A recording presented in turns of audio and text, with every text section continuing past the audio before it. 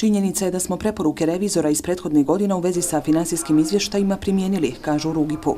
Prihodi, primitaka, rashoda, izdataka, tokova gotovine kao i izvršenja budžeta za godinu koja se posmatra na taj dan u skladu sa propisima u okvirima finansijskog izvještaja za javni sektor važeći u Republici Srpskoj. Pozitivan finansijski izvještaj nije lako dobiti iz razloga jer ova uprava raspolaže sa 64 organizacione jedinice na teritoriji cijele Republike Srpske. Dodaju da je važna i činjenica da RUGIP realizuje nekoliko donatorskih projekata i da nikada nije bilo primjedbi na trošenje novca predviđenog za te projekte.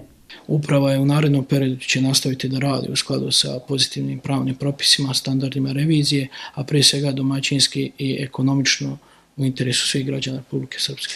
Prema riječima Stankovića i tim Svjetske banke tokom posljednje nadzorne misije izrazio zadovoljstvo sa svim aspektima projekta registracije nepokretnosti koji sprovodi RUGIP, konstatujući da su sredstva trošena u skladu sa planiranom dinamikom.